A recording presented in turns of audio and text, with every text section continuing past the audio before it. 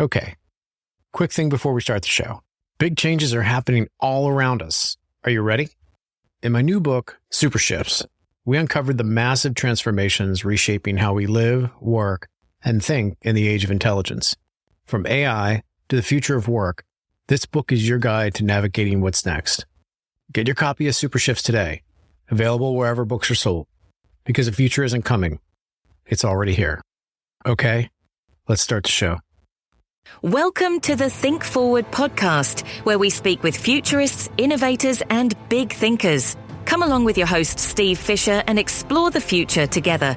Welcome back to Foundations in Foresight, a Think Forward series. I'm Steve Fisher, and today we're going to talk about something that futurists, strategists, and innovators obsess over: weak signals. Now, I know what you might be thinking. Steve, I can barely keep up with the strong signals, the big trends that are already obvious. Why would I go looking for weaker ones? I hear you. But here's the thing. Weak signals are where the future starts. By the time something is a headline in the Wall Street Journal, it's already well on its way to being mainstream. If you want to see the future before everyone else, you need to train yourself to notice these tiny shifts that don't seem important yet. So, today we're going to break this down. We'll talk about what weak signals actually are, where you can find them, and most importantly, how to tell which ones are worth paying attention to. Because, let's be real, not every weak signal turns into a game-changing trend. Some just fizzle out, and we don't want to waste time chasing noise. All right, let's start with the basics. So what are weak signals? Well, a weak signal is basically an early indicator of change. It's a small, emerging shift that hasn't hit the mainstream yet. At first glance, it might seem like just a blip on the radar. Maybe a new behavior popping up in a niche community, an experimental technology that only a handful of people are using, or a cultural shift that doesn't seem like a big deal yet. The key thing about weak signals is that they're easy to miss if you're not looking for them. They're not obvious, they don't come prepackaged as the next big thing. But if you start paying attention, you'll realize they're everywhere. Think back to the early 2000s. A handful of people were renting out their couches to strangers through a site called Airbnb. At the time, it seemed like a weird, niche idea. Who would want to sleep on a random person's couch? Fast forward, and that weak signal turned into a massive shift in how people think about travel and property ownership. Or take TikTok. A few years ago, it was just another app where kids made lip-syncing videos. Seemed harmless. But if you were paying attention, you would have noticed that it wasn't just a place for silly videos, it was changing how an entire generation engaged with content. And now, it's reshaping entertainment, marketing, and e-commerce. The point is, weak signals don't announce themselves, but if you know where to look, you can start spotting them before they turn into something big. Now, where do you find weak signals? I can tell you right now, you're not going to spot them by watching the nightly news. If something's on CNN, it's already a trend. You have to go where new ideas and behaviors are emerging before they hit the mainstream. One of the best places to look is niche communities. Think about where early adopters and innovators hang out. It could be a weird subreddit where people are obsessing over new technology. It could be an underground Discord group, a Kickstarter project, or an open source forum where people are experimenting with ideas that seem way ahead of their time. Another great place to look? Academic research and patents. Now, I get it. Reading research papers might not be the most thrilling way to spend your weekend. But a lot of the innovations we take for granted today, artificial intelligence, blockchain, even CRISPR gene editing, started in academic labs years before they hit the market. If you want to see what's coming, look at where research is being funded and what patents companies are filing, and don't ignore underground culture. Art, music, and independent creators often reflect deeper shifts in society long before the business world catches on. Science fiction writers have been warning us about AI for decades. Independent filmmakers and designers are often the first to explore new aesthetics that eventually trickle into mainstream brands. Culture is often a leading indicator of change. And finally, pay attention to shifts in behavior, especially among younger generations. If Gen Z starts doing something that seems odd or unnecessary, take note. It might just be a fad, but it might also be an early sign of a deeper shift in values, consumption habits, or communication styles.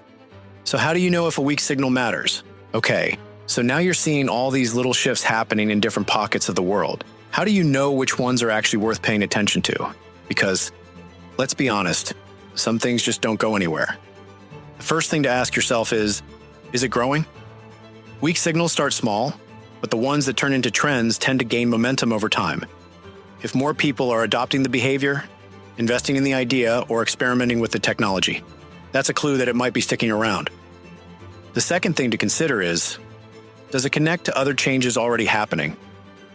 The most powerful weak signals aren't isolated, they intersect with bigger forces of change. For example, if a new type of financial technology is emerging at the same time that trust in traditional banks is declining, that's a sign it might have real staying power. And the third question to ask is, what happens if this scales? Play it out. If this weird little niche behavior suddenly became mainstream, how would it change industries? Would companies have to adjust their business models? Would governments need to regulate it? If the answer is yes, you found something worth tracking. So then, how do you use weak signals in strategy and business? Now let's talk about why this matters for you.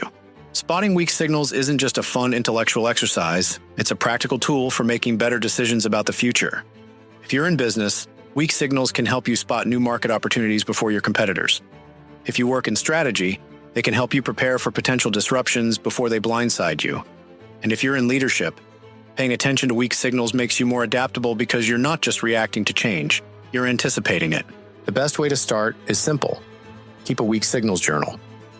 Every time you notice something new, something that feels different, unusual, or ahead of its time, write it down.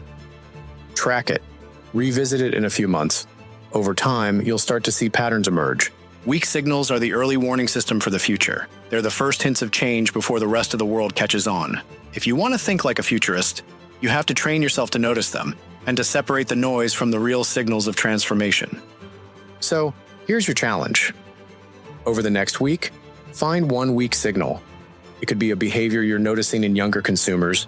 It could be a new technology bubbling up in a niche space. It could be a cultural shift that isn't making headlines yet.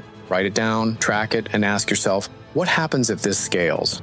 Well, that's it for today's episode of Think Forward Foundations and Foresight. If you're enjoying this series, go back and check out previous episodes where we lay the groundwork for better futures thinking. And stick around, because next time, we're going to talk about one of the most elusive but critical aspects of exploring the future: curiosity. Until then, stay curious and always think forward. Thanks for listening to the Think Forward podcast. You can find us on all the major podcast platforms and at www.thinkforwardshow.com, as well as on YouTube under Think Forward Show. See you next time. Thanks for listening to the show. Now, about that thing I mentioned earlier about the book Super Shifts. Imagine having a playbook to navigate what's coming next. That's exactly why I wrote Super Shifts, to help you understand and prepare for the seismic changes shaping our world. Don't just react. Get ahead. Super Shifts is available now, wherever you get your books. And if you order today, you'll get exclusive bonus content. Head to supershiftsbook.com and grab your copy now and start future-proofing your life. The future won't wait. Why should you?